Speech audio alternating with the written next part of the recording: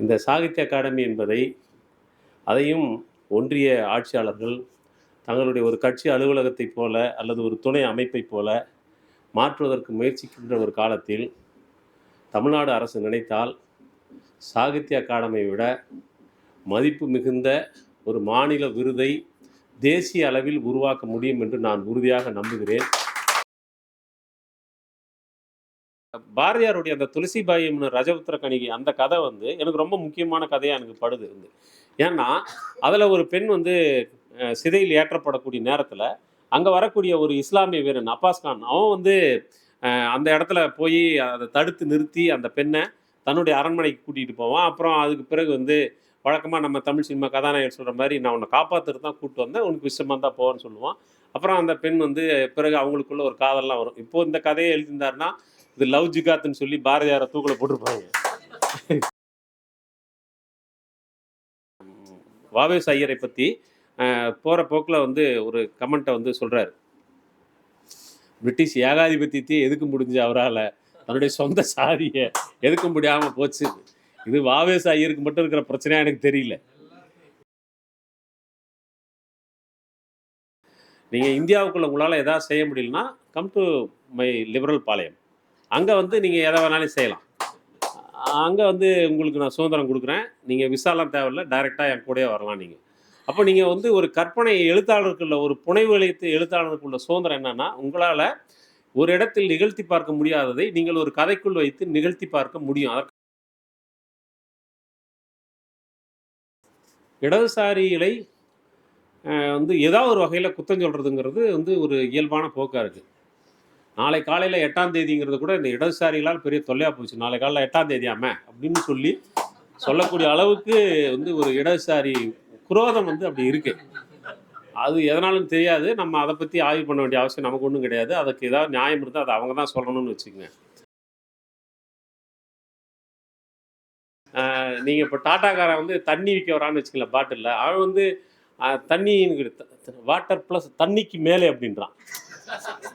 இது தண்ணி கிடையாது, தண்ணிக்கு மேலே. அவன் உப்புக்கு வந்தானா இது உப்புக்கு மேலேன்றான். இப்போ இது ஒரு பெரிய மார்க்கெட்டிங் உத்தி.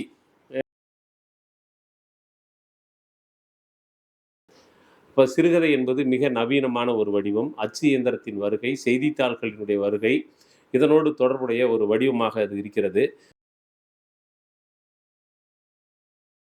தொடர் நன்மாரான் ஒரு முறை சொன்னார், தொடர் தீக்கதிர் படிச்சிங்களா அப்படின்னு கேட்டால், அது நம்மால் நடத்துகிற பத்திரிகை என்ன எழுதுவாங்கன்னு தெரியாதா அப்படின்னு அதையும் படிக்க மாட்டாங்க. தினமணி படிச்சிங்களன்னா அது கோயாங்கா நடத்துகிற பத்திரிகை, அவன் என்ன எழுதுறான்னு தெரியாதா அதையும் படிச்சிருக்க மாட்டாங்க. எதையுமே படிக்காமல் ஆனால் எல்லாமே ஒரு புக் செல்ஃப் மாதிரி ஒரு அலமாரியில் சொருகிட்டு அப்படியே திரிகிற ஒரு கூட்டம் பெருசாக இருக்குது. தமிழ் சமூகத்தில் இப்படி வளமான ஒரு சிறுகதை பங்களிப்பு இருந்திருக்கிறது. இந்த சிறுகதை வழியாக தமிழ் சமூகத்தின் வாழ்க்கை பதிவு செய்யப்பட்டிருக்கிறது, பண்பாடு பதிவு செய்யப்பட்டிருக்கிறது, மொழி வளர்ந்திருக்கிறது. இதையெல்லாம் நீங்கள் படித்து உணர வேண்டும் என்பதற்காகத்தான் தமிழ்ச்செல்வன் இந்த 57 எழுத்தாளர்களை அறிமுகப்படுத்தியிருக்கிறார். இந்த புத்தகம் அதனுடைய 2வது பதிப்பு இப்போது இங்கே வெளியிடப்பட்டிருக்கிறது. புத்தகத்தின் முதல் பதிப்பு சாகித்ய அகாடமி விருதுக்கு பரிந்துரை செய்யப்பட்டு வரும், ஆனால் வராது அப்படிங்கிற இடத்துல அது இருக்குது. அதை பற்றி நாம் ஒன்றும் கவலைப்பட வேண்டியதில்லை. ஏனென்றால் தமிழ்ச்செல்வன் அதையெல்லாம் எதிர்பார்த்து இந்த வேலையை செய்யவில்லை என்பதுதான் அதனுடைய தனித்துவமாக நான் கருதுகிறேன்.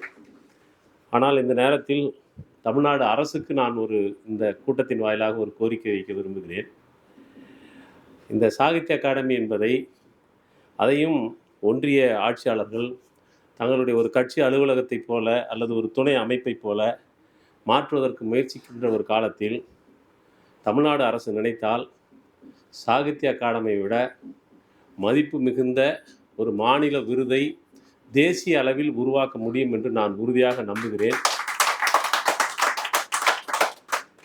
தமிழ்நாடு முற்போக்கு எழுத்தாளர் கலைஞர் சங்கத்தின் மாநில செயற்குழு கூட்டம் கடந்த 4ஆம் தேதி அன்று திருச்சியிலே நடைபெற்றது. அந்த கூட்டத்தில் நாங்கள் மிக முக்கியமாக விவாதித்த ஒரு பேசுபொருள், தமிழ்நாடு அரசு தமிழ்நாட்டின் இருக்கக்கூடிய தமிழ் எழுத்தாளர்களுக்கு ஒரு விருது, இந்தியா முழுவதும் இருக்கக்கூடிய தமிழ் எழுத்தாளர்களுக்கு ஒரு விருது, அயலக தமிழர்களுக்கு ஒரு விருது என்று 3 விருதுகளை உருவாக்க வேண்டும். அது சாகித்ய அகாடமியோடு ஒப்பிடத்தக்க அளவில் இல்லாமல் இந்திய அளவில் தனித்துவமான ஒரு விருதாக இருக்க வேண்டும் என்கிற ஒரு வேண்டுகோளை தமிழ்நாடு அரசுக்கு வைப்பது. குறிப்பாக கலை இலக்கிய சமூகத்தின் கோரிக்கை சாசனம் என்று கடந்த தேர்தலின் போது நாங்கள் ஒரு கோரிக்கை சாசனத்தை உருவாக்கினோம். அதைப் போலவே இந்த தேர்தலுக்கும் ஒரு கோரிக்கை சாசனத்தை உருவாக்குவது, அதில் இந்த கோரிக்கையை முதன்மையாக வைத்து அரசியல் கட்சிகளுடைய தலைவர்களிடம் ஒப்படைப்பது என்ற முறையிலும், குறிப்பாக இன்றைக்கு ஆளும் கட்சியினுடைய தலைவராகவும் தமிழ்நாட்டின் முதலமைச்சராக இருக்கக்கூடிய மரியாதைக்குரிய மு.க. ஸ்டாலின் அவர்களிடம் இந்த கோரிக்கையை முன்வைப்பது என்று நாங்கள் விவாதித்தோம். அந்த கோரிக்கை இந்த கூட்டத்தின் வாயிலாக தமிழ்நாடு அரசுக்கு வெளிப்படையாக இங்கே நான் கேட்டுக்கொள்கின்றேன். அப்படி ஒரு முயற்சி அறிவிக்கப்படுமானால் அது தமிழ் மொழியில் இன்றைக்கு இயங்கிக் கொண்டிருக்கின்ற கலை இலக்கியம் சார்ந்த அனைத்து ஆளுமைகளையும் அது மகிமைப்படுத்துவதாக இருக்கும் என்று இந்த நேரத்திலே நான் கேட்டுக்கொள்கின்றேன்.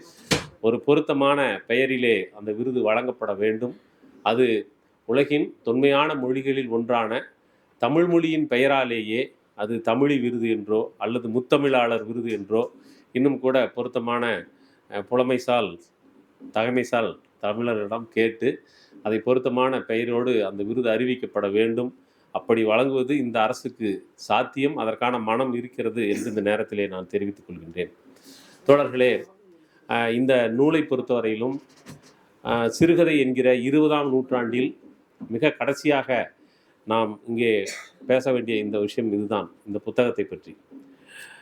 சிறுகதை என்பது பொதுவாக ஒரு அச்சு இயந்திரங்கள் வந்த பிறகு, நாளிதழ்கள் போன்ற செய்தித்தாள்கள் எல்லாம் வரத் தொடங்கிய பிறகு, செய்தித்தாள்களில் வெறும் செய்திகள் மட்டுமே இடம்பெறுவதற்கு பதிலாக மக்களிடையே ஏற்கனவே புழக்கத்தில் வாய்மொழியாக இருந்த புகழ்மிக்க கதைகளை, தொல்கதைகளை, வாய்மொழி கதைகளை ஒரு பத்திரிகையினுடைய தேவைக்கு அல்லது காலி இடத்திற்கு, இடத்தை நிரப்பக்கூடிய இடத்தில்தான் நம்முடைய கதைகள் தொடக்கத்தில் இருந்திருக்கின்றன. அப்போ அந்த மக்களிடம் புழக்கத்தில் இருந்த வாய்மொழி கதைகள், தொல்கதைகளில் சுருக்கமாக பத்திரிகைகளில் இடம்பெற செய்வதற்காக எழுதப்பட்டவை தான் சிறுகதையின் தொடக்க கால வடிவம். பிறகு இந்த வாய்மொழி கதைகள் அல்லது தொல்கதைகள் என்பதிலிருந்து தொடங்கி படிப்படியாக சொந்த கற்பனை கதைகளை எழுத தொடங்கியதிலிருந்து தான் சிறுகதைகள் உருவாகி இருக்கின்றன.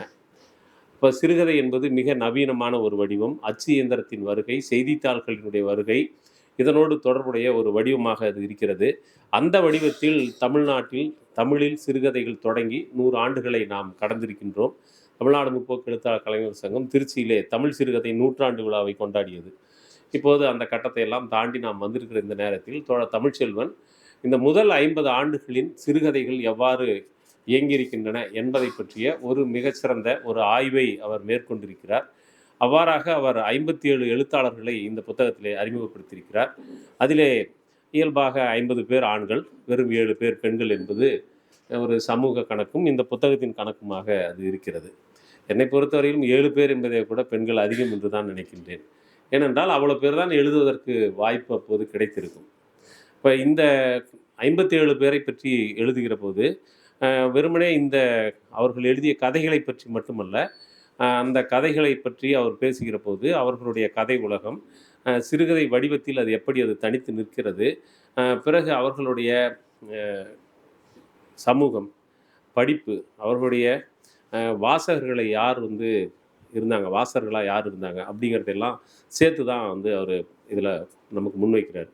இப்போ ஒருவருடைய அரசியலை புரிந்து கொள்வதற்கு அவர் என்ன இது பண்ணுறாருன்னா, இந்த வெறுமனே அவருடைய கதைகளை மட்டும் பார்க்காம அவங்களுடைய வாழ்க்கை, அவங்களுடைய படிப்பு, அவங்களுடைய நட்பு வட்டம், அவங்களுடைய பொருளாதார நிலை, அவர்கள் வாழ்ந்த இடம், இது எல்லாத்துக்கும் ஒவ்வொன்றுக்கும் தனித்தனியான காரணங்கள் இருக்குது.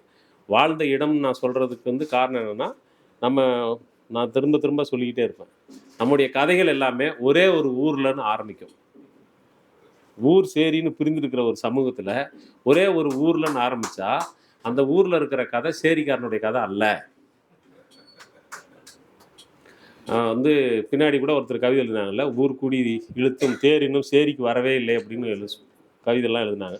நான் அப்போ அதுக்கு எழுதினேன், ஊருக்காரன் பூரும் சேர்ந்து இழுத்தா எப்படா சேரிக்கு தேர் வரும்?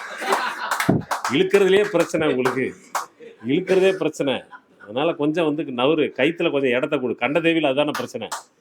கண்டதேவியில் இழுக்கிறதுக்கு வேறு 4 கை சேர்ந்துருந்தா தேர் வேறு எங்கேயாவது போயிருக்கும். அதனால் நீங்கள் கைத்தையே நீ கண்ட்ரோலில் வச்சுக்கிட்டு ஊர்க்காரன் பூரா சேர்ந்து இருக்கும் சேரிக்கு இன்னும் தேர் வரலைன்னா இது வந்து வேறு பக்கம் வந்து சார்ஜ் ஷீட்டை ஃப்ரேம் பண்ணாத திருப்பி உன் மேலே வச்சுக்கோ அப்படிங்கிற மாதிரி. அப்போ வாழ்விடம் தொடங்கி படிப்பு, அவங்களுடைய பொருளாதார நிலை, இது எல்லாமே வந்து ஒரு எழுத்தாளனுடைய அக உலகத்தை தீர்மானிக்கக்கூடியதாக இருக்கிறது. ஆகவே தமிழ்ச்செல்வன் அந்த அக உலகத்திற்குள் நுழைந்து பார்ப்பதற்காக இப்போ 6000 கதைகள் சொன்னார்ல, இந்த 6000 கதைகளோடு நிற்கல. இந்த 6000 கதைகளும் எப்படி உருவானது என்பதற்கு ஆதாரமாக ஒரு 189 புத்தகங்களை படிச்சிருக்கிறார். நான் படித்த புத்தகங்களை சொல்கிறேன் தொடர். 189 புத்தகங்கள் கூடுதலாக சிறுகதைகளுக்கு வெளியே 6000 சிறுகதைகளுக்கு வெளியே இந்த சிறுகதைகள் எழுதியவர்கள், எழுத்தாளர்கள், வெளியிட்ட பத்திரிகைகள், இவருடைய நேர்காணல்கள் இதெல்லாம் சேர்த்து ஒரு 189 புத்தகங்களை இதுக்காக அவர் ரெஃபரன்ஸுக்காக எடுத்திருக்கிறார். இதில் வந்து அவருடைய படைப்பாளியை எப்படி மதிப்பீடு செய்யணும்னு சொல்லும்போது அவருடைய எல்லா படைப்புகளையும் ஏன் ஒரு 6000 கதைகளை படித்தாங்கன்னா இந்த ஒரு பானை சோத்துக்கு ஒரு சோறு பதம் அப்படிலாம் வந்து பீலா விடுறதுக்கு அவர் தயாராக இல்லை. அதனால் மொத்தத்தையும் படித்து அதிலிருந்து ஒருவரை பற்றிய மதிப்பீட்டுக்கு அவர் செல்கிறார். அப்போ அதனால் எல்லா படைப்புகள் வழியாகவும் அவருடைய வாழ்க்கையிலிருந்தும் அவர் வாழ்ந்த காலத்தில் வச்சு பார்க்கணும். இப்போ வச்சுக்கிட்டு 2026 ஜனவரி 7ஆம் தேதி வச்சுக்கிட்டு பார்க்கக்கூடாது. அவங்க வாழ்ந்த காலத்தில் அவங்க என்ன மாதிரியான வாழ்க்கையை, என்ன மாதிரியான கருத்துலகத்தை பிரதிநிதித்துவம் செய்தார்கள், யாருக்காக பேசினார்கள், எவ்வாறு பேசினார்கள், யாராக இருந்து பேசினார்கள் என்பதெல்லாம் அந்த காலத்தில் வைத்து பேச வேண்டும் என்பதை அவர் சொல்கிறார். இப்போ தமிழ் சிறுகதையினுடைய தோற்றம், வளர்ச்சி, மாற்றங்கள் இது பற்றி இந்த முன்னுரை வந்து ஒன்று எழுதியிருக்காரு. அந்த முன்னுரை ரொம்ப அந்த புத்தகத்தை எப்படி புரிஞ்சிக்கணும் அல்லது எப்படி அணுகணுங்கிறதுக்கு அந்த முன்னுரை ரொம்ப நமக்கு ஒரு எடுகோலாக இருக்கிறது. அந்த முன்னுரையில் அவர் வந்து என்ன சொல்கிறாருன்னா, ஒரு ரொம்ப பூசி மெழுகாமல் கொஞ்சம் வெளிப்படையாக உடச்சி பேசுகிற ஒரு இடம் அந்த முன்னுரைக்குள்ளே இருக்குது. என்னென்னா 1960 வரைக்கும் தமிழ் சிறுகதையினுடைய எழுத்தாளர்கள் யார் அப்படின்னு வந்து 10ஆம் பொதுவாக இவங்கெல்லாம் எழுத்தாளர்கள் அப்படின்லாம் அவர் சொல்ல வரல. யார் உழைப்பிலிருந்து விடுபட்டவர்களாக இருந்தார்களோ அந்த சமூக பிரிவிலிருந்து தான் எழுத்தாளர்கள் வந்தார்கள் அப்படின்னு. இப்போ யார் உழைப்பிலிருந்து விடுவிக்கப்பட்டவர்கள் அப்படின்ற கேள்வி வந்து இயல்பாக வருது.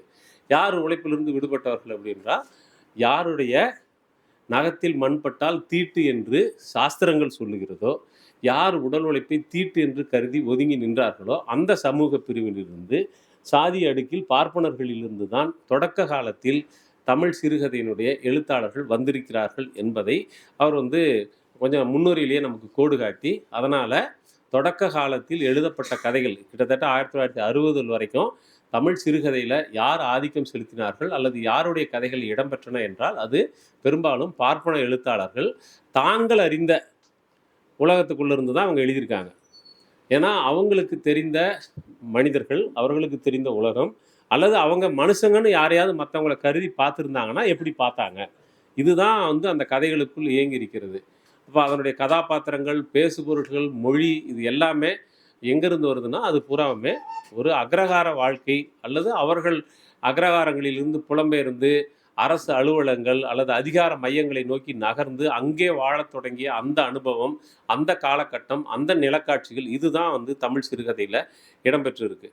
இதுக்கு இடையில் இதுக்கு ஒரு ஒரு ஊடுருத்து செல்லக்கூடிய வகையில் சமூக நீதி என்கிற ஒரு கோட்பாடு மேலெழுந்து வந்து பார்ப்பனர்களுக்கு அடுத்த நிலையில் இருக்கக்கூடிய இடைநிலை சாதிகள் மற்றவர்களெல்லாம் வந்து படிக்க வர்றது, பெண்கள் படிக்க வர்றது, சிறுபான்மையினர், தீண்டத்தகாதவர்கள் என்று அப்போது பேசப்பட்டு இப்போது தலித்துகள் என்று அறியப்படக்கூடியவர்கள், இவர்கள் எல்லோருடைய கதைகளும் எப்போ வருதுன்னா சமூக நீதி கோட்பாடு என்பது அமுலான காலத்தில் அவர்கள் கல்வியறிவு பெற்ற சூழலில் அவர்கள் தங்களுடைய வாழ்க்கையை மற்றவருடைய கதைகளில் தேடி பார்த்து தவிட்டு கடையில் தானியம் கேட்கறது பிரயோஜனம் இல்லை, நம்ம கதையை பேசணும்னா நம்மளே தான் பேசணும், அதனால் அவங்கள பேசலை அப்படின்னு வந்து குற்றம் சொல்கிறதோ குறை சொல்கிறதோ அவங்கக்கிட்ட மன்றாடுறதோ வந்து அவசியம் இல்லை, நம்ம கதையை நாமளே பேசி பார்ப்போம் அப்படின்னு சொல்லி அவர்களே அவர்களுடைய கதைகளை பேசி பார்த்த ஒரு காலத்தையும் அவர் வந்து பதிவு செய்கிறார்.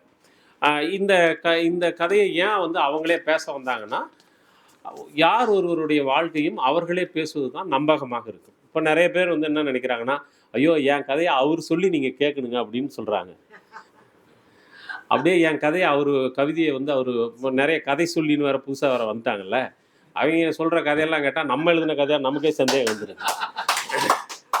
அதனால் இப்போ நம்ம கதையை நம்மளே சொல்லிடுறோம், கொஞ்சம் வெயிட் பண்ணுப்பா, கொஞ்சம் நேரம் ஸ்பீக்கர் ஆஃப் பண்ணு, நாங்களே பேசிக்கிறோம் அப்படின்னு நம்ம சொல்ல வேண்டியிருக்கு. அப்போ அந்த மாதிரி தான் மற்றவங்க வந்து எழுத வந்திருக்காங்க. அந்த எழுத வந்த விஷயத்த ரொம்ப ரொம்ப கவனமாக முன்னுரையில் வந்து பதிவு செய்கிறாரு. அதை பின்தொடர்ந்து தான் நம்ம இந்த கதைகளை போய் இந்த 57 எழுத்தாளர்களுடைய கதைகளையும் படிக்க வேண்டியிருக்கு. இப்போ இதை படிக்கும்போது தமிழ்ச்செல்வனுடைய புத்தக படிப்பு பற்றி நம்ம கொஞ்சம் இது பண்ணணும். இது வெறும் 6000 கதைகளையும் துணை நூல்களாக இருக்கக்கூடிய 189 நூல்களோடு சேர்த்து மட்டும் இல்லை. இதையெல்லாம் எழுதுறதுக்கு அவர் எழுதி கொண்டே வருகிற போது திடீர்னு வேற ஒன்று வருது ஒரு ரெஃபரன்ஸில்.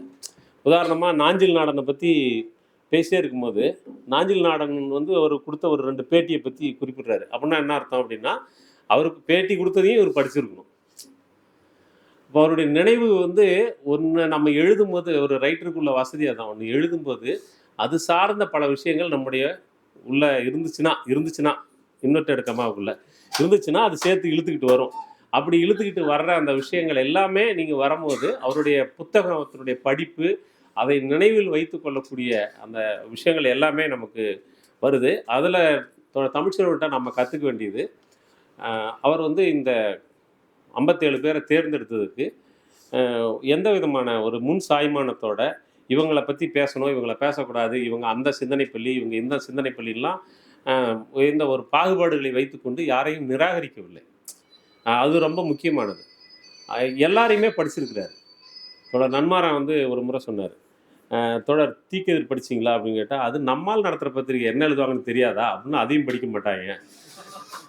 தினமணி படிச்சிங்களன்னா அது கோயாங்கா நடத்துகிற பத்திரிக்கை, அவன் என்ன எழுதுறான்னு தெரியாதா அதையும் படிச்சிருக்க மாட்டாங்க. எதையுமே படிக்காமல் ஆனால் எல்லாமே ஒரு புக் செல்ஃப் மாதிரி ஒரு அலமாரியில் சொருகிட்டு அப்படியே வந்து திரிகிற ஒரு கூட்டம் பெருசாக இருக்குது. ஆனால் தமிழ்ச்செல்வன் அப்படி இல்லை. நீங்கள் அவருடைய நூலகத்துக்கு போய் பாருங்கள்.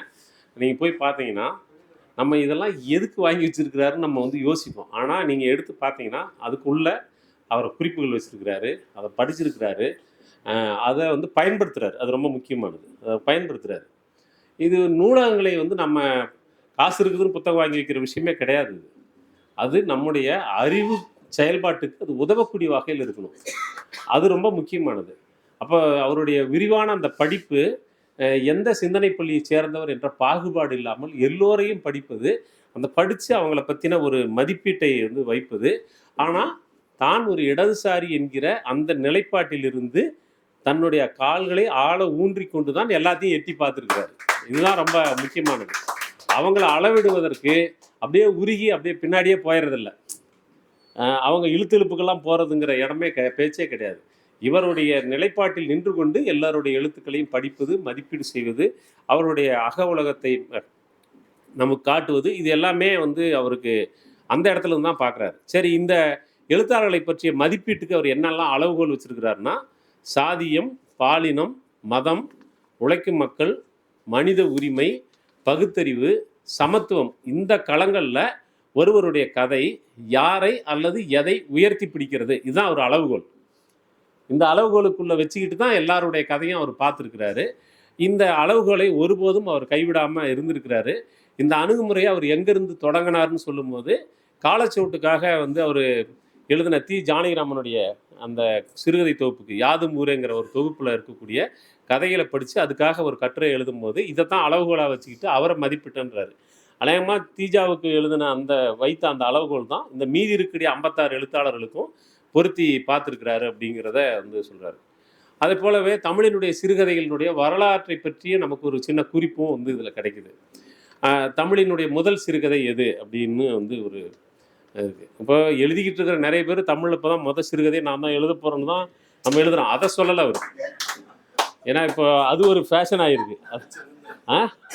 ஆமாம் ஆமாம் ஆமாம் அப்படி தான் வந்து அது வேறு வழி இல்லை, நீயும் நானும் தான் தமிழ் இலக்கியத்தை காப்பாற்றணும், ஒன்று நீ எழுதணும், ஒன்று நான் எழுதணும் அப்படின்னு 2 பேர் சமாதானம் பேசிக்கிட்டு ஒருத்தர் சொரிஞ்சு கொடுக்குற மாதிரியான சூழலில் இது வந்து ஒரு பெரிய இப்போ சிக்கலாக இருக்குது. நீங்கள் இப்போ டாட்டாக்காரன் வந்து தண்ணி விற்க வரான்னு வச்சுக்கல பாட்டிலில், அவன் வந்து தண்ணி வாட்டர் ப்ளஸ் தண்ணிக்கு மேலே அப்படின்றான். இது தண்ணி கிடையாது, தண்ணிக்கு மேலே. அவன் உப்புக்கு வந்தானா இது உப்புக்கு மேலேன்றான். இப்போ இது ஒரு பெரிய மார்க்கெட்டிங் உத்தி. இப்போ பேஸ்விக்கு வர்றவன் உங்கள் பேஸில் உப்பு இருக்கான்ற மாதிரி, அப்புறம் ப்ரஷ்விக்கு வர்றவன் வந்து உங்கள் ப்ரஷ் என் கோணையாக வளைந்திருக்கிறது அப்படின்றான். இப்போ அந்த மாதிரி வந்து இப்போ திடீர்னு ஒருத்தர் நாடகத்தை பற்றி பேச வர்றாரு. அவர் வந்து தமிழில் இது வரைக்கும் நாடகமே இல்லை, இப்போ ஏன் நாடகம் தான் முதல் நாடகன்றாரு. அவர் நாவல் எழுத வந்த காலத்தில் தமிழில் இது வரைக்கும் நாவலே வரல. நான் எழுதுகிற நாவல் தான் முதல் நாவல். இப்படி ஒருத்தர் வந்து மார்க்கெட்டிங்கில் வந்து தன்னோட சொந்த சரக்கை இறக்கும்போது இதுக்கு முன்னாடி இருக்கிற சரக்கை பூரா மோசம்னு சொல்கிற அந்த டெக்னிக்கில் இருந்து அவர் சொல்லலை. அவர் உண்மையாகவே தமிழினுடைய முதல் சிறுகதை எது அப்படின்னு வரும்போது எல்லாரும் ஒப்புக்கொண்டது வாவேசு ஐயருடைய குலத்தங்கரை அரசமரம் தான். அந்த கதையே வந்து ஒரு ரவீந்திரநாத் தாகூருடைய காட்டேர் கதா அப்படிங்கிற அந்த கதையினுடைய ஒரு தாக்கத்தில் எழுதப்பட்ட கதை அப்படின்னு ஒரு குறிப்பு இருக்குது. அந்த கதை ஒரு படித்துறையினுடைய படிக்கட்டுகள் வந்து அந்த இது சொல்கிற மாதிரியான ஒரு கதை. இது குலத்தங்கரை அரசமரம் வந்து அந்த ஒரு பாலிய விவாகம் நடந்த அந்த பெண் வந்து அவளும் நாகராஜன் அதானே, நம்ம பாரதித்தாள் நாகராஜன் அதில் அவர் வந்து அவங்க 2 பேருக்குள்ள இருந்த அந்த கல்யாணம். அதுக்கு பிறகு அவங்க வந்து பிரியறது. அதுக்கு பிறகு அவன் வந்து சாமியாராக போகிறது, இந்த பொண்ணு வந்து தற்கொலை பண்ணிக்கிறது. இதை பற்றி வங்கி திவால், ஆமாம் வங்கி திவால், ஆமாம் அந்த மாதிரியான விஷயங்கள் எல்லாத்தையுமே சமகாலத்தில் அன்னைக்கு இருந்த ஒரு அதை வந்து இன்னொரு வீடியோவில் அவர் பேசும்போது தமிழ்ச்செல்வன் அந்த விஷயத்தை கவனப்படுத்துகிறார். என்னன்னா அன்னைக்கு வங்கிகள் திவால் போன்ற இந்த விஷயங்கள் எல்லாம் தான் பாரதி கவனத்தில் வச்சுக்கிட்டு பொழுதெல்லாம் எங்கள் செல்வம் கொள்ளை கொண்டு போகவோ அப்படின்னு வந்து பேசினாருன்றதை அவர் கவனப்படுத்துகிறார். அப்போ குலத்தங்கரை அரசமரம் தான் முதல் கதை அப்படின்னு வந்து ஒரு தகவலை வந்து சொல்கிறாரு. ஆனால் நானும் வந்து படித்த வரைக்கும் அந்த கதையும் ஒரு பெண்ணுடைய துயரத்தை பற்றி பேசுகிறதா இருக்குது. அன்றைக்கு உயர் சமூகம்னு சொல்லக்கூடியவர்கள் அதனுடைய இருக்கக்கூடிய பெண்கள் எதிர்கொண்ட மிக முக்கியமான பிரச்சனை இந்த பால்ய விவாகம். அப்புறம் அடுத்த ஒரு மிக முக்கியமான பிரச்சனை உடன்கட்டையாக இருக்குது. 1905 பாரதி எழுதின துளசிபாயி என்னும் ரஜபுத்திர கணிகை அப்படின்னு ஒரு கதை. இந்த கதை நீங்கள் பார்த்தீங்கன்னா அது சதி உடன்கட்டை ஏறுவதை பற்றிய கதையாக இருக்கிறது. அப்போது நீங்கள் தமிழ்ச்செல்வன் வந்து முதல்ல வந்து குறிப்பு கொடுக்குறாருல, உயர் சாதி சமூகம் அவர்களுடைய வாழ்க்கை நிலையிலிருந்து அவர்களுக்குரிய பிரச்சனையிலிருந்து எழுத தொடங்கினார்கள்னு. இது எல்லாமே ஏன் வந்து இவங்களுக்கு இந்த பிரச்சனைலாம் வருதுன்னா, இந்த குழந்தை திருமணம், இந்த சதி, இது எல்லாமே உயர் சாதியிடம் தான் வந்து. உயர் சாதியினர்னா நான் சொல்லலை, அவங்க சொல்லிக்கிட்டதை சொல்கிறேன். உயர்த்தி கொண்ட சாதியினர்னு வேணால் பொருத்தமாக சொல்கிறதுனா சொல்லலாம். அவங்க வந்து அந்த சமூகத்தில் இருக்கக்கூடிய பிரச்சனை, இந்த பிரச்சனை தான் வந்து இது அம்பேத்கரும் பதிவு பண்ணுறாருல்ல. இந்தியாவில் சாதிகளுடைய தோற்றம் வளர்ச்சியை பற்றி பேசும்போது எப்படி குழந்தை திருமணத்தின் வழியாக பெண்களின் எண்ணிக்கை சரி செய்யப்படுகிறது, ஆண் பெண் விகிதம் சரி செய்யப்படுகிறது, அப்படி எக்ஸஸான ஒரு பெண்ணை அல்லது ஆணை எப்படி சரி கட்டுவதற்காக அவர்கள் சதி என்பதை கொண்டு வருகிறார்கள், பலதார முறையை கொண்டு வருகிறார்கள், இந்த மாதிரியான விஷயங்கள்லாம் சொல்கிறாருல்ல. இது எல்லாமே நீங்கள் இதுக்குள்ளே பொருத்தி பார்க்கலாம். அப்போ வந்து பாரதியாருடைய அந்த துளசிபாயின்னு ரஜபுத்திர கணிகை அந்த கதை வந்து எனக்கு ரொம்ப முக்கியமான கதையாக எனக்கு படுது வந்து. ஏன்னா அதில் ஒரு பெண் வந்து சிதையில் ஏற்றப்படக்கூடிய நேரத்தில் அங்கே வரக்கூடிய ஒரு இஸ்லாமிய வீரன் அப்பாஸ் கான், அவன் வந்து அந்த இடத்துல போய் அதை தடுத்து நிறுத்தி அந்த பெண்ணை தன்னுடைய அரண்மனைக்கு கூட்டிகிட்டு போவான். அப்புறம் அதுக்கு பிறகு வந்து வழக்கமாக நம்ம தமிழ் சினிமா கதாநாயகர் சொல்கிற மாதிரி நான் உன்னை காப்பாற்றுறது தான் கூப்பிட்டு வந்தேன், உனக்கு விஷயமாக தான் போவேன்னு சொல்லுவான். அப்புறம் அந்த பெண் வந்து பிறகு அவங்களுக்குள்ள ஒரு காதல்லாம் வரும். இப்போது இந்த கதையை எழுதியிருந்தாருன்னா இது லவ் ஜிகாத்துன்னு சொல்லி பாரதியாரை தூக்கில் போட்டிருப்பாங்க. ஏன்னா அந்த மாதிரி ஒரு கதை தான் அது. ரொம்ப முக்கியமான கதையாக எனக்கு படுது. இந்த முதல் பாரதியாருடைய 1905 ஒரு முதல் கதைன்னு நம்ம வந்து மதிப்பிடக்கூடிய வரிசையில் வச்சு பார்க்கக்கூடிய கதையை இப்படி ஒரு இஸ்லாமியர்கள் அந்த ரஜபுத்திர பெண்ணுக்கு 2 பேருக்குமான ஒரு காதலை பற்றி அந்த பெண்ணை வந்து ஒரு உடன்கட்டை ஏறுவதிலிருந்து காப்பாற்றக்கூடிய ஒரு இஸ்லாமிய இளைஞனுடைய மனிதாபிமான உணர்வை பற்றி பேசக்கூடிய கதையாகவும், அவனுடைய தூய அன்பை புரிந்து கொண்டு அதை காதலாக ஏற்றுக்கொள்ளக்கூடிய ஒரு பெண்ணுடைய விஷயமாகவும் இது வருது. அப்பாஸ் கான் வந்து ஜீன்ஸ் பேண்ட்டு, டிஷர்ட்டு, கூலிங் கிளாஸ்லாம் போட்டுருந்தானான்னு எனக்கு தெரியாது. ஆனால் இதெல்லாம் இயல்பாக நடந்திருப்பதை பாரதியார் வந்து பதிவு பண்ணியிருக்காங்க. இந்த கதையை வந்து முதல் கதைன்னு சொல்லாமா அப்படின்ற ஒரு கேள்வியும் வந்து வைக்கிறாரு. அதை போலவே இவங்க 2 பேருக்கு முன்னாடியே சாமுவேல் பவுல் ஐயர் அப்படிங்கிறவர் சரிகை தலைப்பாகை அப்படின்னு ஒரு கதை எழுதி, அது கர்னால் சதாசிவம் பிள்ளை எழுதி நன்னிறை கதா சங்கிரகம் என்ற பெயரில் 1890 தொகுக்கப்பட்ட கதை. இது முதல் கதையாக இருக்கலாமா அப்படின்னு ஒரு கேள்வி இருக்குது. அதை போலவே சிங்கப்பூர் தமிழ் இலக்கியம் ஆழமும் அகழமும் என்ற புத்தகத்தில் முனைவர் MS லட்சுமி வந்து ஒரு என்ன சொல்கிறாங்கன்னா, மக்தும் சாஹிப் அப்படின்னு எழுதின வினோத சம்பாசனை அதுதான் முதல் கதை. அது 1888க்கு போகுது. பாரதியாரை விட வந்து ஒரு இது 1905, அதுக்கு ஒரு 7 வருஷத்துக்கு முன்னாடி அந்த கதை போகுது. இதில் எந்த கதை முதல் கதையாக இருக்கலாம் அப்படின்னு இதை வந்து நாஞ்சில் நாடனும் இந்த கேள்வியெல்லாம் எழுப்புறாரு. இது எல்லாமே தமிழ்ச்செல்வன் பதிவு பண்ணுறாரு. இதெல்லாம் தான் கண்டுபிடிச்ச மாதிரி இல்லாமல் தன்னுடைய சொந்த கைச்சரக்கு போல இல்லாமல் எல்லாரும் யாரெல்லாம் இதையெல்லாம் இப்படியெல்லாம் முன் வச்சிருக்கிறாங்கன்ற அந்த விவரத்தை பூரா சொல்லி, இந்த விவரங்களுக்கு இடையில் நான் ஏன் வ.உ.சி.ஐயருடைய குளத்தங்கரை அரச மரம் என்கிற கதையை தமிழின் முதல் கதையாக கருதுகிறேன் என்பதற்கான தன்னுடைய நிலைப்பாட்டையும் சொல்லி, பிறகு இந்த வ.உ.சி.ஐயருடைய கதையிலிருந்து தொடங்கி அடுத்து வரக்கூடிய 56 எழுத்தாளர்களுடைய கதைகளை பேசியிருக்கிறார். இதில் வ.உ.சி. ஐயரை பற்றி பேசும்போது அதை சிறுகதையை பற்றி மற்றவர்களுடைய மதிப்பீடுகளையும் கணக்கில் எடுத்துக்கொண்டு தான் வ.உ.சி. ஐயருடைய கதையை அவர் மதிப்பிடுறாரு. குறிப்பாக சிறுகதை பற்றி புதுமைப்பித்தன் சொன்னது, அந்த விஷயத்தையும் பின்னாடி எட்கர் ஆலன் போ சொன்ன அந்த வரையறையெல்லாம் கணக்கில் வச்சுக்கிறார். சிறுகதை பற்றி புதுமைப்பித்தன் சிறுகதை என்றால் சிறிய கதை, கொஞ்ச பக்கங்களில் எழுதிவிடுவது என்பதில் ஒரு சிறு சம்பவம், ஒரு மனோநிலை என ஒரு பொருள் பற்றி எழுதுவது, இதுதான் சிறுகதை அப்படின்னு. இந்த மதிப்பீட்டுக்குள்ளே நின்று சிறுகதை என்பது வாழ்வின் சாளரங்கள் அப்படின்னு அவர் சொன்ன அந்த விஷயம், ஒரே அமர்வில் வாசித்து முடிப்பதாக இருக்க வேண்டும்னு எட்கர் ஆலன் போ சொன்னது, இந்த வரையறையெல்லாம் சொல்லி இதெல்லாம் வ.உ.சி. ஐயருடைய இந்த குளத்தங்கரை அரச மரம் கதைக்கு பொருந்துகிறது. ஆகவே நான் அதை முதல் கதையாக எடுத்துக்கிறேன் அப்படின்னு சொல்லி தமிழ்ச்செல்வன் இதிலிருந்து தொடங்குறாரு. இது தொடங்கும் போது குளத்தங்கரை அரச மரம் கதை எல்லாருக்கும் தெரியும். தெரியலனாலையும் படித்து தொலைங்கள. இப்போ என்ன தான் அதை விட முக்கியமான வேலை பண்ண போகிறீங்க. அதனால் அதை படிச்சிங்க. அதை விட எனக்கு சொல்ல வேண்டிய விஷயம், அவர் வ.உ.சி. ஐயரை பற்றிய மதிப்பீட்டுக்கு போகிறார். அந்த மதிப்பீட்டுக்கு போகும்போது அவர் நீங்கள் பார்த்தீங்கன்னா ஒரு மிகப்பெரிய விடுதலை போராட்ட வீரர். வாஞ்சிநாதனை கொல்றதுக்கு வாஞ்சிநாதன் ஆஸ்துரையை கொல்றதுக்கு துப்பாக்கிலாம் கொடுத்தவர். அப்போ எதுக்காக அந்த ஆஸ்துரையை கொண்டாங்கிறத பற்றி பெரிய சர்ச்சைக்குரிய விஷயங்கள் இருக்குது. வாஞ்சிநாதன் அவர் தேசபக்தியின் காரணமாக கொன்னார் அப்படின்னு இருக்குது. இல்லை அது அக்ரகாரத்து வழியாக ஒரு பிரசவத்துக்கான ஒரு பெண்ணை கொண்டு போனதுனால தீட்டுப்பட்டு விட்டதாக, ஆச்சாரத்திற்கு கேடு நடந்து விட்டதாக கருதி அதற்காக பழி வாங்குவதற்காக கொன்றார் என்று இருக்கிறது. அதனால் நான் அந்த விஷயத்துக்குள்ளே போகலை, ஏன்னா இது அதை பற்றின விவாதம் அல்ல. அதனால் அவர் வ.உ.சி. ஐயர் அப்படி ஒரு தீவிரமான ஒரு சுதந்திர போராட்ட வீரர், வேறு நாடுகளுக்கெல்லாம் போயிருக்கிறாரு, தீவிரமான படிப்பாளி, மிகப்பெரிய சிறந்த சமரசமற்ற போராளியாக இருந்திருக்கிறார். இதுக்கு இடையில் அவர் ஒரு கல்வி வழங்குவதற்காக ஒரு ஆசிரமத்தை அமைக்கிறார். அந்த ஆசிரமத்தில் சமபந்தி போஜனம் கொடுக்க முடியாமல் போயிடுது. அதுதான் பெரிய தமிழ்நாட்டு அரசியல், இந்திய அரசியலில் மிக முக்கியமான ஒரு இடத்துல வ.உ.சி. ஐயர் நிற்கிறார் சேரன் மாதேவியில். அப்போது காங்கிரஸிடமிருந்து நிதி கொடை பெற்று நடத்தக்கூடிய ஒரு பள்ளியில் அங்கு மாணவர்கள் சாதி வாரியாக பிரித்து வைக்கப்படக்கூடிய ஒரு சூழல். அப்படி அந்த சாதி வாரியாக பிரித்து வைக்கப்பட்ட அந்த நிலையை எதிர்த்து அன்றைக்கு பெரியார் எழுப்பிய கழகக்குரல், காங்கிரஸிலிருந்து அவர் வெளியேறுவதற்கும் அது ஒரு அடிப்படையாக அமைகிறது. அதை பற்றிய விவாதம் தான். அப்போ அதை பற்றி எழுதும்போது வ.உ.சி. ஐயரை பற்றி போகிற போக்கில் ஒரு கமெண்ட்டை சொல்கிறார். பிரிட்டிஷ் ஏகாதிபத்தியத்தையே எதுக்க முடிஞ்ச அவரால் தன்னுடைய சொந்த சாதியை எதுக்க முடியாமல் போச்சு. இது வ.உ.சி. ஐயருக்கு மட்டும் இருக்கிற பிரச்சனையாக எனக்கு தெரியல. என்ன ஏகாதிபத்திய எதிர்ப்பு, முதலாளித்துவ எதிர்ப்பு, கார்ப்பரேட் எதிர்ப்பு எல்லாத்தையும் எதிர்த்துட்டு சொந்த சாதிக்கு முன்னாடி அப்படியே வாழை ஒடுக்கி நிற்கக்கூடிய கோழைகளாக, அல்லது அதற்கான இன்னும் வலுப்பெற முடியாத பலவீனமான பலரை நம்ம கண்கூடாக பார்க்குறோம்.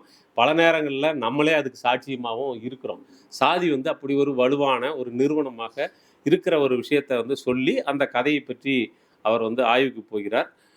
அந்த கதை பேசின அதே நேரத்தில் அவருடைய சமகாலத்திலேயே வந்த மாதவையா எப்படி இவரிடமிருந்து மாறுபட்ட ஒருவராக இருக்கிறார் என்பதையும், மாதவையானுடைய கதை உலகத்திலிருந்து அவர் முன்வைத்த பல்வேறு வலுவான புரட்சிகரமான கருத்துக்களை ராஜ்கௌதமன் எப்படி மதிப்பிட்டார் என்கிற ஒரு விஷயத்தையும், இப்போ இவர் மாதவையா கதையோட நிறுத்திக்கல, அவரை பற்றி ராஜ்கௌதமன் எழுதுனதை படிச்சிருக்கிறார். இப்போ ராஜ்கௌதமனுடைய மதிப்பீட்டை ரொம்ப முக்கியமானதாக கருதுறாரு. அது போக அவருடைய ஒரு தொலைக்காட்சி விவாதத்துலேயும் ஒரு நேரலையில் மாதவையா கதைகளை பற்றி பேசும்போது அவர் கிளாரிந்தா நாவலை எழுதுறதுக்கான சூழல் எப்படி அமைஞ்சது அப்படிங்கிறத பற்றியெல்லாம் ரொம்ப விரிவாக பேசிட்டுருக்கிறாங்க. இப்போ மாதவையாவை பற்றி பேசும்போது அவருடைய ஏணியேற்ற நிலையம் அந்த கதையை பற்றி பேசும்போது, அந்த ஏணியேற்ற நிலையம்ங்கிற அந்த கதை எப்படி வ.உ.சி. ஐயருடைய ஆசிரமத்தில் நடக்காத சமபந்தி போஜனத்தை ஏணியேற்ற நிலையத்தில் நடத்தி பார்த்த விஷயத்தை இணைச்சி சொல்கிறாரு. நீங்கள் இந்தியாவுக்குள்ளே உங்களால் எதாவது செய்ய முடியலன்னா கம் டு மை லிபரல் பாளையம், அங்கே நீங்கள் எதை வேணாலும் செய்யலாம். அங்கே வந்து உங்களுக்கு நான் சுதந்திரம் கொடுக்குறேன், நீங்கள் விசாலாம் தேவையில்ல, டைரெக்டாக என் கூடயே வரலாம் நீங்கள்.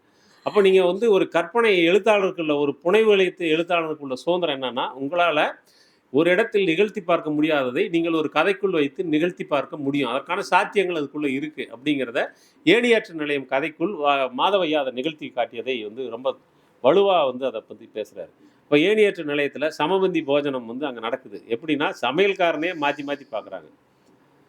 இப்போ சமையல்காரனே மாற்றி மாற்றி கடைசியில் என்னென்னா பட்டியல் சமூகம் இன்னைக்கு நம்ம பட்டியல் சமூகம் சொல்லக்கூடிய அன்னைக்கு தீண்டத்தகாதவர்கள் என்று சொல்லப்பட்ட அந்த வேறு சாதிக்காரன் சமைச்சதை எப்படி சாப்பிட்றது? நமக்கு வந்து தீட்டு புனிதம்ங்கிறது எதை பொறுத்து? பார்ப்பனர்கள் யாரிடம் எண்ணெயும் தண்ணியும் புழங்குகிறார்களோ அவர்கள் தீட்டுக்குரியவர்கள் அல்ல.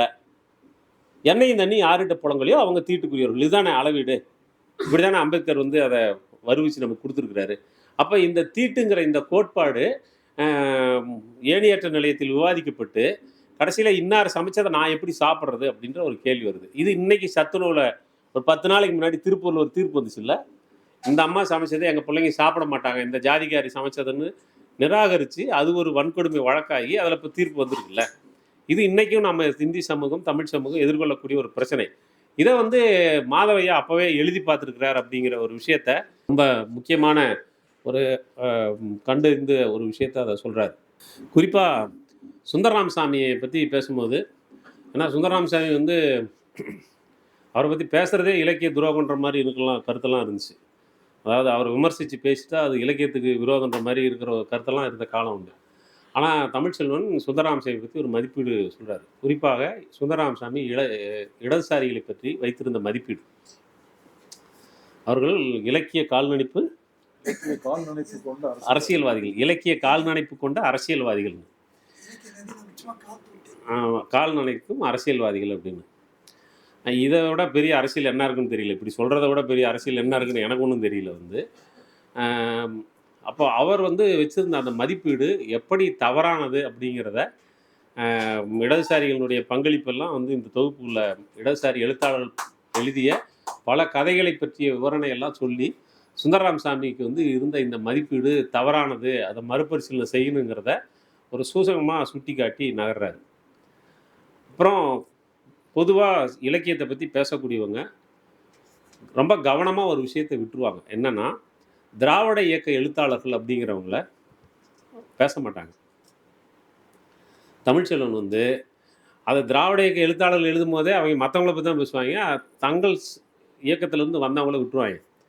ஏன்னா அவங்க மாற்றான் தோட்டத்தில் மல்லிகை மணஞ்சா இல்லையானே பார்த்துக்கிட்டு இருக்காங்க. சொந்த தோட்டத்தில் மலர்ந்த பூவை வந்து பார்க்குறதுல அவங்களுக்கு ஒரு பிரச்சனை இருக்குது. ஆனால் தமிழ்ச்செல்வன் ரொம்ப கவனமாக மாற்றான் தோட்டத்து மல்லிகை மணக்குதா இல்லையான்றது பிரச்சனை இல்லை. அவங்க தமிழ் சமூகத்தில் குறிப்பிடத்தக்க கருத்தியல் மாற்றங்களை நிகழ்த்தக்கூடிய விஷயங்களை மையப்பொருளாக வைத்து பல கதைகளை எழுதியிருக்கிறார்கள். குறிப்பாக திராவிட இயக்க அரசியல் மேலோங்கி வந்த காலத்தில் அந்த அரசியல் இயக்கம் முன்னெடுத்த பகுத்தறிவு சார்ந்த அல்லது ஆண் பெண் சமத்துவம் சார்ந்த அன்றைக்கு இருந்த திராவிட இயக்க கருத்தியல், சாதி ஆதிக்கத்தை எதிர்க்கக்கூடிய விஷயம், இது எல்லாவற்றையுமே தங்களுடைய கதைகளை வைத்து எழுதியிருக்கிறார்கள் அப்படிங்கிற ஒரு விஷயத்தை பதிவு பண்ணி அத்தகைய திராவிட இயக்க எழுத்தாளர்களை பற்றிய ஒரு பெரும் பட்டியலை இதற்குள் வைத்து அவர்களுடைய கதைகளை ஆய்வு செய்து சேர்த்திருக்கிறார். பிறகு இடதுசாரிகளை வந்து ஏதாவது ஒரு வகையில் குத்தம் சொல்கிறதுங்கிறது வந்து ஒரு இயல்பான போக்காக இருக்குது.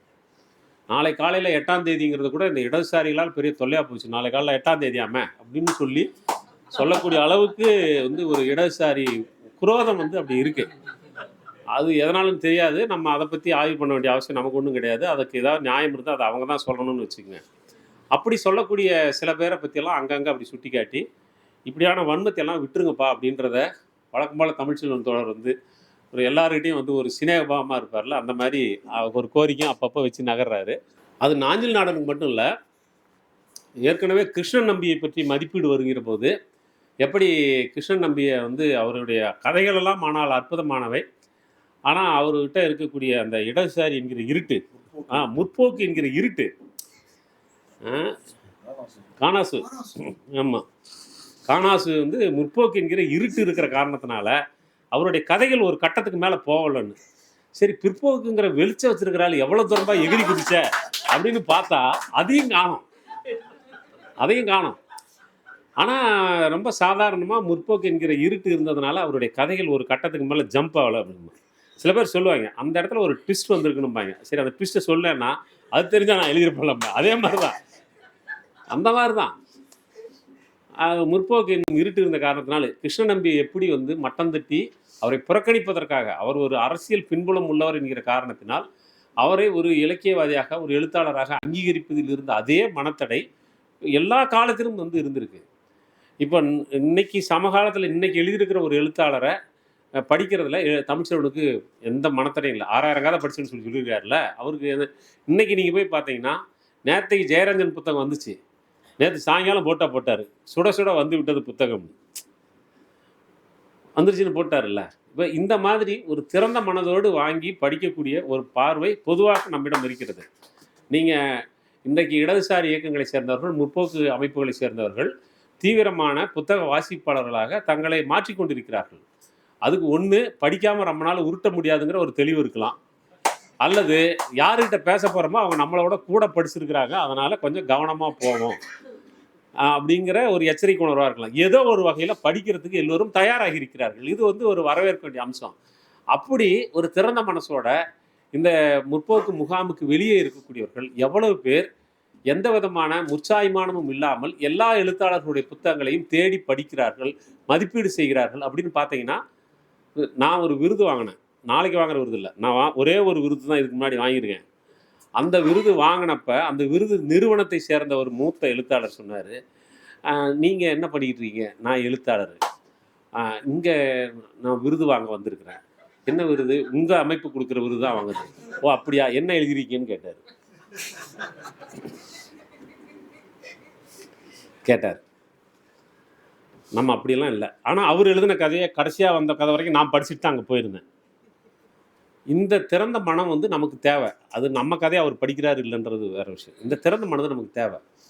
இப்போ தமிழ்ச்செல்வன் வந்து அந்த மாதிரி ஒவ்வொருத்தரை பற்றியும் படித்த விஷயங்கள்லாம் இருக்கும்போது இவர் வந்து நீங்கள் எடுத்த எடுப்பில் கும்பமுனிங்கிற நம்ம நாஞ்சில் நாடன் இடதுசாரிகளை பற்றி மதிப்பீடு செய்யும்போது அவர் வெளிப்படுத்திருக்கக்கூடிய ஒரு ரசக்குறைவான, நான் அப்படி தான் சொல்ல விரும்புகிறேன். ஏன்னா அவர் நம்ம தாமியசாவனுடைய மாநில மாநாட்டை தொடங்கி வைக்கிறதுக்கு கூப்பிட்டுருந்தோம். நம்ம மாநில மாநாட்டை தொடங்கி வைக்கிறதுக்கு அவர் ஒரு எழுத்தாளர் என்ற முறையில் அது போதுமான தகுதியாக நாம் கருதித்தான் அழைச்சோம். அங்கே வந்து நம்மளை திட்டத்தான் செஞ்சார். ஏன்னா அது வந்து என்ன தெரிஞ்சதோ அதை செஞ்சுட்டு போனார்னு வச்சுங்க. அவர் அற்புதமான எழுத்தாளர். அவர் யாம் உண்பேம் அப்படின்ற ஒரு கதையை பற்றி தமிழ்ச்செல்வன் எழுதியிருப்பார். அதை அவர் கதையோட அவர் எழுதுனது நல்லா இருக்கு. நீங்கள் படித்து பார்க்கணும். அதை நாஞ்சில் நாடன் அதை படித்தாரான்னு எனக்கு தெரியல. என்ன யாம் உண்பேம் அப்படின்ற அந்த கதையை பற்றின அவருடைய குறிப்பு அவ்வளவு, அந்த கடைசியாக வந்து அவன் ஒரு வில்லல் எடுத்து போடும்போது எதிரே பிச்சைக்காக கை நீட்டிய அந்த இவன் வந்து விவசாயி, நாம் 2 பேரும் சேர்ந்து சாப்பிடுவோம் அப்படின்னு அவன் சொல்கிறது. அதை தான் சங்க இலக்கியத்திலேருந்து அவர் எடுத்து யாம் உண்பேம் அப்படின்னு சொல்லி அவன் சொன்னான் அப்படின்னு தமிழ்ச்செல்வன் வந்து அதை இணைச்சி நாஞ்சில் நாடன் எழுதின அந்த சென்ஸுக்குள்ளே போய் இன்னும் அவரோடவும் ஆழமாக அதை உள்வாங்கி அதை எழுதியிருப்பார். இப்படியெல்லாம் எழுதுகிற ஒரு தமிழ்ச்செல்வனை வந்து இதே உரிமையோடு தான் அவர்கிட்ட இருக்கக்கூடிய இடதுசாரி எதிர்ப்பை, முற்போக்கு அமைப்புகளை சார்ந்தவர்களை பற்றிய வந்து ஒரு 2ஆம் பட்சமான ஒரு மதிப்பீட்டையும் கண்டித்து அவர் வந்து பதிவு செஞ்சிருக்கிறாரு. இப்படியாக தமிழ் சிறுகதையினுடைய 50 ஆண்டுகளில் வந்திருக்கக்கூடிய பல்வேறு கதைகளை எடுத்துக்கொண்டு 57 எழுத்தாளர்களின் வழியாக நமக்கு ஒரு சித்திரத்தை உருவாக்கி காட்டியிருக்கிறார். இது நம்முடைய கடந்த காலத்தில் இருந்தவர்கள் மட்டுமல்ல, அந்த 57 பேரில் இன்னமும் இப்போது எழுதி கொண்டிருக்கிற சிலரும் இருக்கிறார்கள். அவர்களுடைய எழுத்துக்களையும் நாம் வந்து இப்போ சமகாலத்தில் படிக்கிறது மட்டுமில்லை, இதெல்லாம் எழுதியது இவ்வளவையும் எங்கள் தமிழ்ச்செல்வன் எங்கள் சார்பாக படிச்சிட்டாரு, அதனால் நாங்கள் படிக்க மாட்டோம்னு சொல்கிறதுக்காக இல்லை. தமிழ் சமூகத்தில் இப்படி வளமான ஒரு சிறுகதை பங்களிப்பு இருந்திருக்கிறது. இந்த சிறுகதை வழியாக தமிழ் சமூகத்தின் வாழ்க்கை பதிவு செய்யப்பட்டிருக்கிறது, பண்பாடு பதிவு செய்யப்பட்டிருக்கிறது, மொழி வளர்ந்திருக்கிறது. இதையெல்லாம் நீங்கள் படித்து உணர வேண்டும் என்பதற்காகத்தான் தமிழ்ச்செல்வன் இந்த 57 எழுத்தாளர்களை அறிமுகப்படுத்தியிருக்கிறார். அவருடைய அடுத்த தொகுப்பு வருகிற போது நிச்சயமாக அது இன்னும் கூடுதலாக சமகாலத்தில் எழுதி கொண்டிருக்கின்ற அனைவரையும் உள்ளடக்கிய ஒரு தொகுப்பாக வருவதற்கு வாய்ப்பு இருக்கிறது. இதை தமிழ்ச்செல்வனுக்கு நேர்ந்துவிட்ட பொறுப்பாக கருதாமல் நாம் படிக்கக்கூடிய சிறுகதைகளை பற்றி குறைந்தபட்சம் ஒரு 10 வரி எழுதுறது ஒரு பிரச்சனை இல்லைன்னு நான் நினைக்கிறேன். கடைசி வரைக்கும் படிச்சேன்னு சொல்லவே மாட்டேன் நான். நம்ம சிறுகதை புத்தகத்தை வாங்கியிருக்கிறாங்க, கையில் வச்சிருக்கிறாங்க, தனிப்பட்ட பேச்சில் படிச்சேன்றாங்க, ஆனால் பேச மாட்டாங்க. 4 வரி எழுத மாட்டாங்க. இதில் என்ன நமக்கு மிச்சம் வரப்போகுது? அப்படி ஒன்றும் இல்லை. நான் படித்து ரசித்த ஒரு கதையை, நான் உள்வாங்கிய ஒரு கதையை, என்னை மனக்கிளர்ச்சியூட்டிய ஒரு கதையை நான் இன்னும் ஒரு 4 பேருக்கு சொல்கிறது யாருக்கும் செய்யக்கூடிய உபகாரம் அல்ல. அது நான் படித்ததை நிறுத்து பார்த்து கொள்வதற்கு நானே செய்யக்கூடிய ஒரு வேலை. அவ்வளோதானே. இதை தமிழ்ச்செல்வன் வஞ்சகம் இல்லாமல் செய்திருக்கிறார். இந்த வேலையை நம்ம எல்லாரும் கூட சேர்ந்து பகிர்ந்து செஞ்சோம்னா அவர் இன்னும் வேற சில வேலைகளை பார்க்க வேண்டியிருக்குன்னு நினைக்கிறேன். புனைவை போல நீங்கள் சொன்னீங்கல்ல, அவர் இந்த காலத்தில் எழுதாமல் போனதுக்கு இது ஒரு முக்கியமான காரணம். அவருடைய சிறுகதைகள் தமிழ்ச்செல்வன் என்றால் அது தமிழ்ச்செல்வன் சிறுகதைக்காகத்தான் கொண்டாடப்பட்ட ஒருத்தர். அவர் எழுதாமல் போனதுக்கு காரணம் என்னன்னா, இதில் தோய்ந்து இதையே ஒரு புனைவு மாதிரி தான் அவர் ஒவ்வொரு அந்த எல்லா கதை 6000 கதைக்குள் எத்தனை கதை மாந்தர்கள் இருந்திருப்பார்கள், எவ்வளோ நிலக்காட்சிகள் இருந்திருக்கும், எவ்வளோ பருவகாலங்கள் இருந்திருக்கும், எவ்வளவு செடி கொடி தாவரங்கள் பறவைகள் விலங்குகள் இவை எல்லாவற்றோடும் அவர் வாழ்ந்து கொண்டு தன்னுடைய சொந்த மண்ணிலிருந்து சொந்த வாழ்விலிருந்து எழுத வேண்டியதை ஒத்தி போட்டு கொண்டே இருக்கிறார் என்று தான் நான் கருதுகிறேன். இந்த பொறுப்பை நாமெல்லாம் பகிர்ந்து கொண்டால் அவர் மீண்டும் புனை இலக்கியத்திற்குள் தன்னுடைய முத்திரையை பதிப்பார் என்று நான் நம்புகிறேன். அப்படி ஒரு நூல் வருகிற போது இந்த சாகித்ய அகாடமி எல்லாம் எங்களுக்கு வேண்டவே வேண்டாம் என்று தீர்மானமாக சொல்லிவிட்டு நாம் வேறு வேலை பார்க்கலாம். நன்றி.